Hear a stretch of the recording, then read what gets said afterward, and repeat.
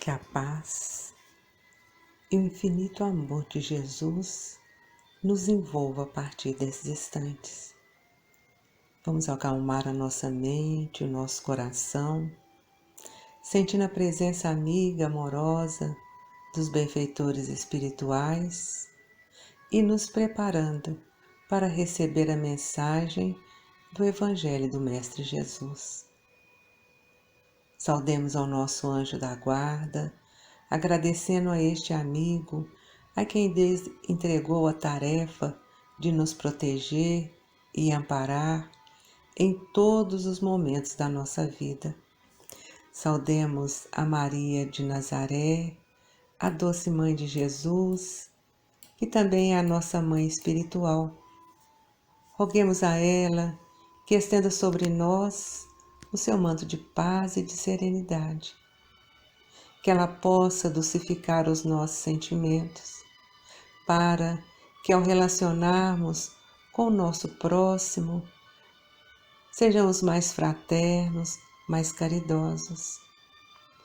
Agradeçamos a Jesus, nosso Mestre amado, pelo Evangelho de luz que nos guia e nos orienta. Rogamos ao Mestre que nos abençoe e através dessas bênçãos nos sentimos fortalecidos para vivenciar e exemplificar no nosso dia a dia o seu Evangelho de amor. Elevemos um pensamento de gratidão ao Pai, agradecendo ao Pai pelas bênçãos que nos são renovadas a cada dia dessa nossa existência. E em sinal de gratidão, ofertemos ao Pai a prece que Jesus nos ensinou. Pai nosso, que estais no céu, santificado seja o vosso nome. Venha a nós o vosso reino. Seja feita a vossa vontade, assim na terra como no céu. O pão nosso de cada dia nos dai hoje. Perdoai as nossas dívidas, à medida em que perdoarmos aos nossos devedores. E não nos deixeis, Senhor, cair em novas faltas, e livra-nos de todo mal, que assim seja. E em nome de Deus, em nome de Jesus, em nome dos amigos espirituais que nos assistem e amparam, nós pedimos a permissão e a proteção para darmos por iniciada as nossas reflexões desta manhã.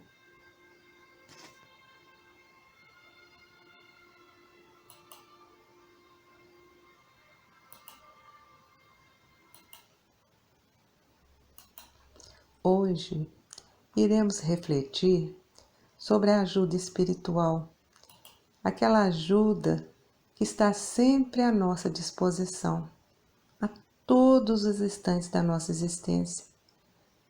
E nós, muitas vezes, não a utilizamos ou, muitas vezes, nem conseguimos percebê-la. Por que isso acontece?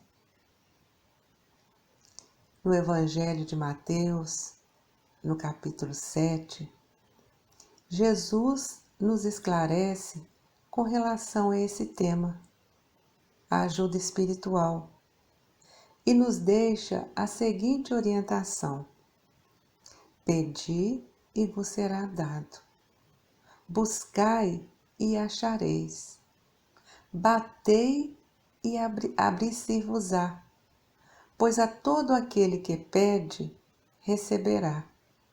Quem busca, achará, e a porta se abrirá a quem nela bater. Com estas palavras, podemos perceber que Jesus nos convida à oração e à confiança em Deus, na certeza de que o Pai não deixará de atender às nossas dificuldades, às nossas necessidades, sejam elas materiais ou espirituais, desde que façamos a nossa parte. Se analisarmos do ponto de vista terreno, essa máxima buscai e achareis, ela é bem semelhante à outra que fala assim: ajuda-te e o céu te ajudará. Esse é o princípio da lei do trabalho. Faça a sua parte, que com certeza a misericórdia divina se manifestará. E os espíritos superiores, que são os prepostos de Deus, aqueles a quem recorremos para que intercedam por nós junto ao Pai, e aí cada um de nós tem aquele espírito de luz a quem nós recorremos nas necessidades. Mas todos eles, a todo momento, vêm nos lembrar essa lei do trabalho. Vem nos lembrar de como devemos agir para estar em consonância com essa lei. E eles nos falam: caminha e você vai conseguir chegar. Você poderá encontrar pedras nos seus passos. Observa. Retire-as você mesmo. Nós te daremos a força necessária se quiser empregá-la. Se analisarmos pelo ponto de vista moral, as palavras de Jesus significam que, pedindo luz para clarear o nosso caminho, essa luz nos será dada. Pedindo força para resistir ao mal, nós a teremos. Pedindo assistência dos bons espíritos, eles virão nos ajudar, nos servindo de guias. Pedindo bons conselhos, jamais nos serão recusados. Batendo, a porta, ela nos será aberta. Mas que peçamos sinceramente, com fé, com confiança, nos apresentando diante do Pai com humildade, pois se nos apresentarmos com arrogância, certamente seremos abandonados às nossas próprias forças. E as quedas que sofrermos serão a punição pelo nosso orgulho. Esse ensinamento de Jesus, ele é muito significativo e precisamos entendê-lo cada vez mais profundamente. Nós podemos perceber que Jesus define que a nossa rogativa a Deus, ela deve se realizar em 3 planos ou em 3 etapas: pedir, buscar e bater. O pedir seria o reconhecimento de que somos fracos, somos indigentes. E com esse ato de humildade, de fé, nós criamos condições de receptividade indispensáveis para que a graça divina possa atuar sobre nós, seja fortalecendo nosso ânimo ou nos inspirando as soluções dos problemas que nos afligem, ou ainda seja infundindo a paciência e a resignação para vencermos uma prova difícil. A outra etapa, o buscar, está ligado ao plano do pensamento, pois, após pedir, é preciso planejar, buscar recursos para a realização do pedido feito. E o bater seria o agir. Se é importante projetar e planejar, é indispensável executar o que projetamos. O que seria de um belo projeto de edificação? Muito belo, muito perfeito, mas que ficasse à mesa do arquiteto sem receber a colaboração dos pedreiros, dos carpinteiros para sua execução. Do mesmo modo, é imprescindível a nossa parte para completarmos o ciclo. Um exemplo bem simples para que possamos entender. Se alguém necessita de um emprego e não se dispõe a procurar onde trabalhar, dificilmente o emprego irá procurar por ela. Esse é o significado do pedir, buscar e o bater, para que a porta possa se abrir. No Livro dos Espíritos, na questão 663, encontramos a seguinte pergunta que foi feita aos espíritos superiores. Podem as preces que fazemos por nós mesmos mudar a natureza das nossas provas e desviar-lhes o curso? E os espíritos superiores responderam: as vossas provas estão nas mãos de Deus, e algumas há que têm que ser suportadas até o fim, mas Deus sempre leva em consideração a resignação. Os espíritos ainda explicaram que a prece traz para junto de nós os bons espíritos, e estes nos darão a força necessária para suportar as provas. E com essa ajuda, com essa força, as provas vão nos parecer menos rudes, menos pesadas. A prece é sempre útil e sempre fortalece aquele que ora. Porém, não é possível que Deus mude a natureza atendendo à vontade de cada um, porque a nossa visão ela é muito limitada. Ela se limita à nossa vida presente. E essa vida presente, na verdade, não passa de um segundo se comparada à eternidade. O que nos parece, pela nossa visão limitada, um grande mal, pode, na verdade, ser um bem para a ordem geral do universo. O momento atual que nós vivemos pode ser um exemplo disso. Toda a humanidade sofre com uma pandemia. E diante da nossa visão, isso parece um grande mal. Mas quais seriam os propósitos de Deus com essa pandemia para a humanidade?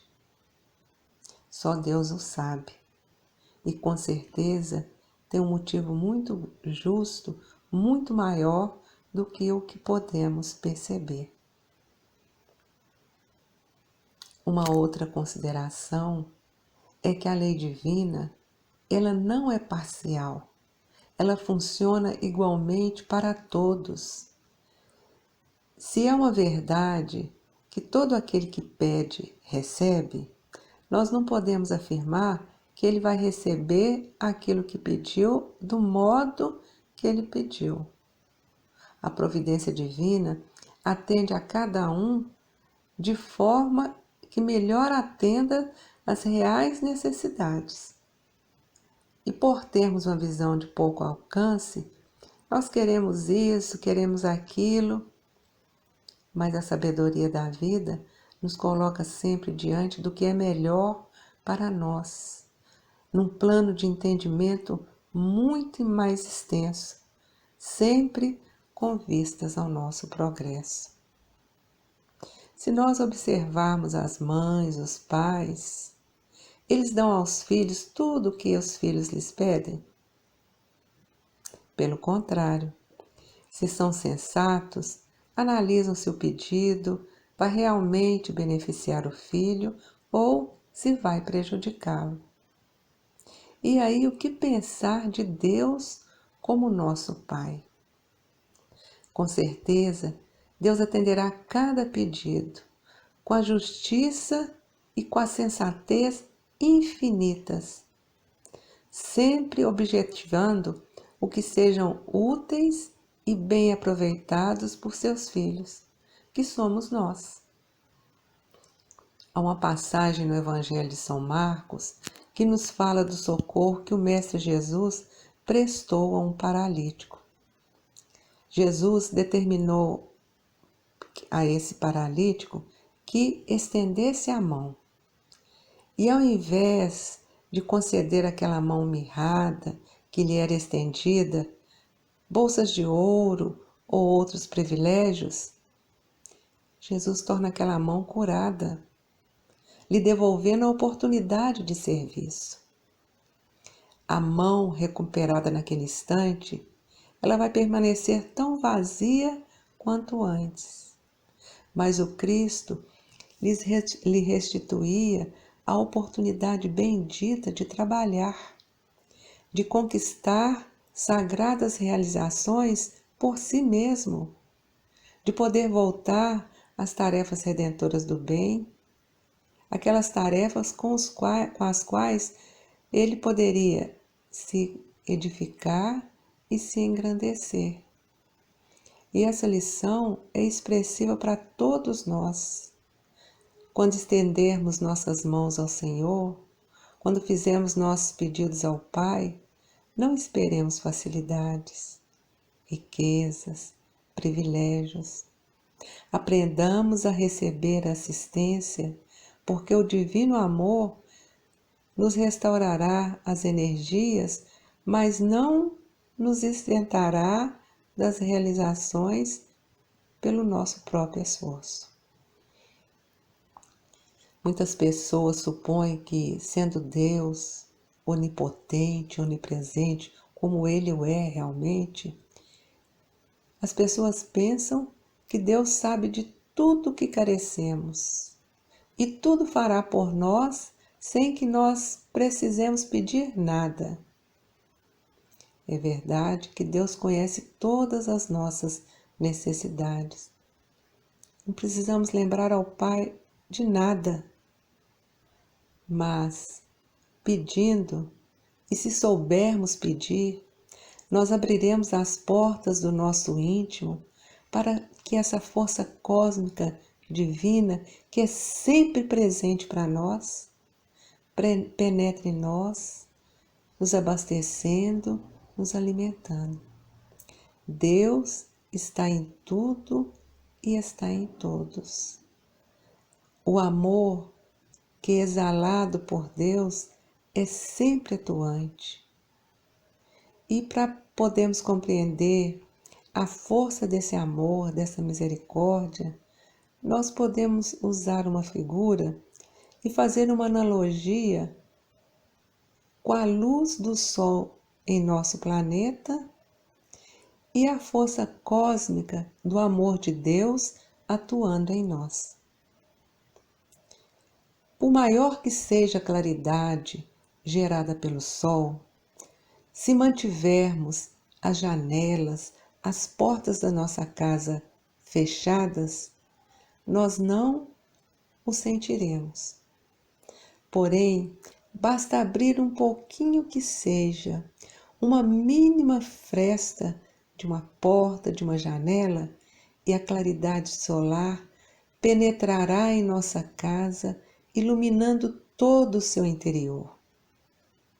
Da mesma forma, ao pedir a Deus, é como se nós abríssemos para Ele as nossas verdadeiras necessidades.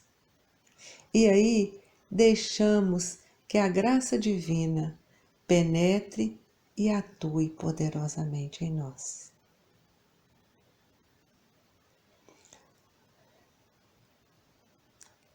E agradecidos a Deus, a Jesus, aos amigos espirituais, pela oportunidade bendita que tivemos de aqui nos reunirmos para as reflexões em torno do Evangelho, em forma de agradecimento, vibremos intensamente pela paz e pelo bem universal. Vibremos por cada lar, por cada família.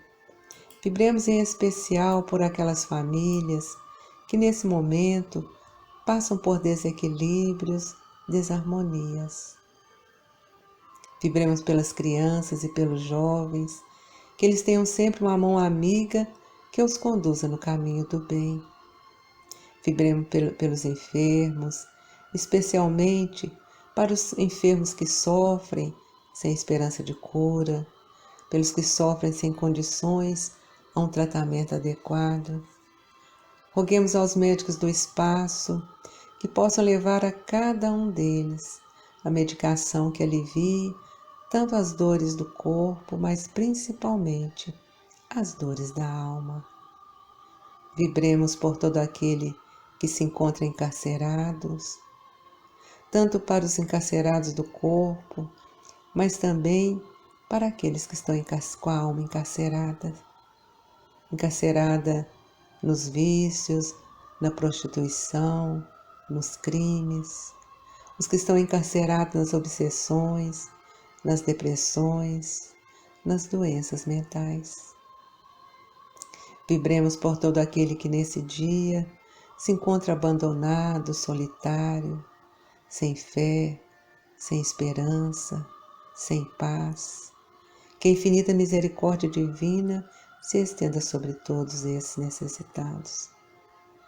E se nos for permitido, que possamos vibrar por nós mesmos, pelos nossos familiares, nossos parentes, amigos e por aqueles que ainda se dizem nossos inimigos, estejam eles encarnados ou desencarnados.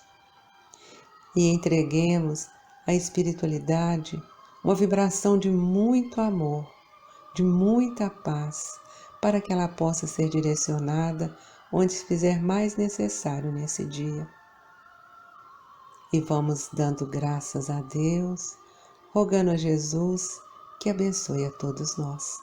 Que assim seja.